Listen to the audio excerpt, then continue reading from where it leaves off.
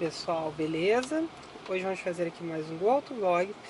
Hoje para nós falarmos a respeito de uma coisa interessante, que são duas opções de carros usados que são disputados à tapa no mercado, só que um é melhor, muito melhor do que o outro em termos de durabilidade e confiabilidade.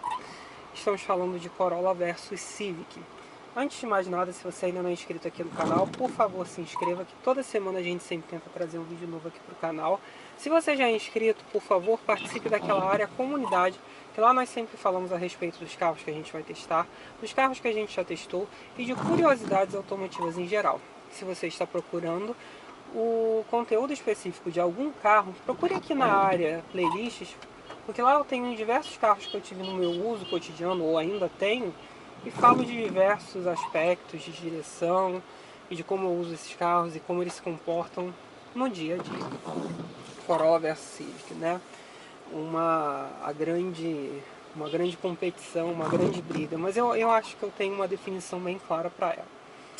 Bom, essa briga ela começa na década de 90 aqui no Brasil, né? Quando chegam os primeiros carros importados, né? Você tem o Civic chegando em 92, o Corolla chegando em 93, dois carros japoneses e que já vinham com algum status, né? Muita gente não tinha, já tinha um pouco dessa noção, melhor dizendo, né? E até que eles vendiam razoavelmente bem, mesmo vindo importados.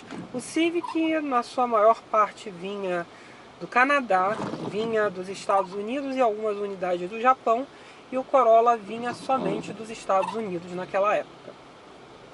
Civic recebeu uma reestilização em 96, virou nacional em 97. O Corolla ele foi reestilizado em 98, virou nacional em 98 com um desenho bem peculiar que não deu muito certo, né, em termos estéticos, né? Que vinha com os faróis redondos, era um negócio muito esquisito, vinha com o desenho do europeu. E em 98 mesmo a Toyota saiu correndo para arrumar o carro e veio com o desenho do modelo americano, que não deu muito certo, porque o que acontecia? O Corolla ele era muito menor do que o Civic, muito menor do que qualquer outro carro da categoria dele, né? Se olhava um Vectra parecia um carro gigante do lado do Corolla. Pra vocês terem uma noção, o Corolla daquela época, ele tinha por volta do tamanho do nosso Voyage atual, era um carro pequeno. Muito bem, o Corolla não vendeu muito naquela época, né? Só que tudo viria a mudar ali em 2002, quando ele foi reestilizado e teve aquela reestilização que todo mundo chama de Brad Pitt, né? Por conta do comercial com um ator americano. E deu muito certo, o carro virou um baita de um sucesso, e o sucesso que ele colhe até hoje, né? Sendo o sedã médio mais vendido aí por inúmeros anos, e muitos anos mesmo, né? O que acontece com essa competição? Bom, o Civic era um carro muito mais complexo, tecnicamente dizendo. Bom, primeiro começa pela suspensão independente nas quatro rodas. Muita gente não sabe, mas o Corolla Nacional, o primeiro, esse que vai de 98 a 2002, também tinha suspensão independente na traseira.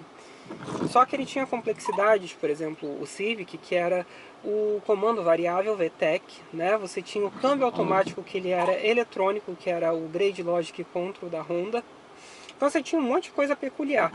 Quando novo era a coisa mais bela do mundo, porque você pensava em termos de eficiência. Nossa, um motor 1.6 que rende como um motor 2.0 ou 2.2 mesmo, até mais que um 2.2.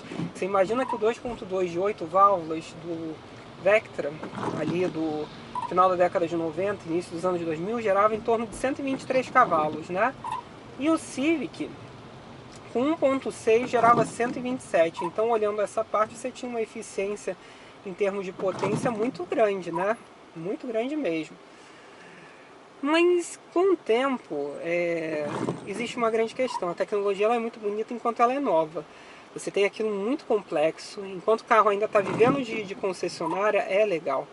A partir do momento que você começou a ter os carros entrando em oficinas particulares, que não sabiam lidar com aquela tecnologia toda, e um motor que na sua realidade não era tão eficiente quanto ele parecia ser, né, porque ele não tinha essa resistência toda como muita gente fala, Bom, começou a dar BO e o carro começou a quebrar muito. Tanto que é muito curioso, quando nós falamos em termos de Civic, que o Civic vendeu muito no início dos anos 2000.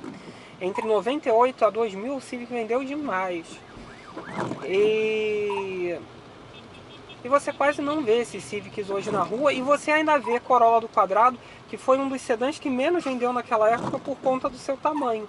Então isso é um fator muito curioso, né? E aí você vê como a Toyota foi inteligente. Ela botou uma coisa que era teoricamente mais simples, mas ela já tinha sua complexidade, porque era um motor de 4 válvulas por cilindro, com duplo comando, né?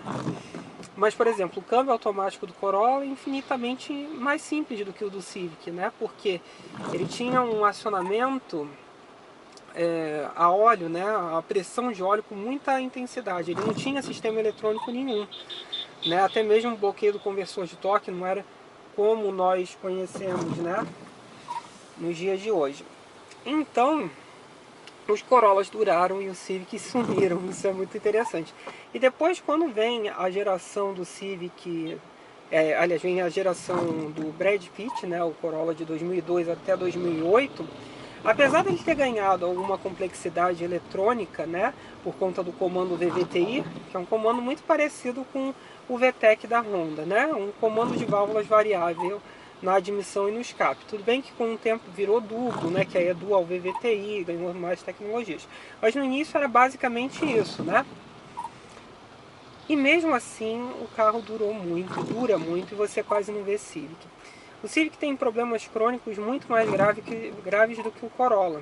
A começar por um sistema de arrefecimento que é crônico, que ele tinha linhas, né, que arrefeciam o cabeçote muito finas. Então, com o tempo aquilo começava a enferrujar e entupia e lá se ia o motor para o saco. O câmbio automático eletrônico é muito interessante por conta da parte eletrônica, só que ele continuava tendo um escalonamento extremamente longo porque era um câmbio automático de só 4 marchas, num carro que não tinha muito torque, então não era uma condução muito boa, porque toda hora ele tinha que gritar para funcionar, né? E além de tudo, o cárter do câmbio, ele era muito pequeno, era subdimensionado. Isso foi um problema que só veio a ser resolvido na geração do New Civic. Todos esses problemas que eu disse, até mesmo de motor. Então, principalmente aquele Civic que vai de 2001 até 2006, é um carro muito problemático, mecanicamente dizendo. É um carro muito ruim, né? Vamos ser claros e sinceros. Além do desenho ter sido esquisito, beirando feio, mas desenho é uma coisa subjetiva, né? Cada um tem um gosto. Era um carro muito problemático, né?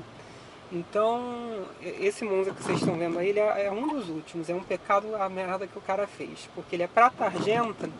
Como que você sabe que ele é um dos últimos? Por conta dos símbolos dele, prata, né? Já com essas letrinhas mais moderninhas, né?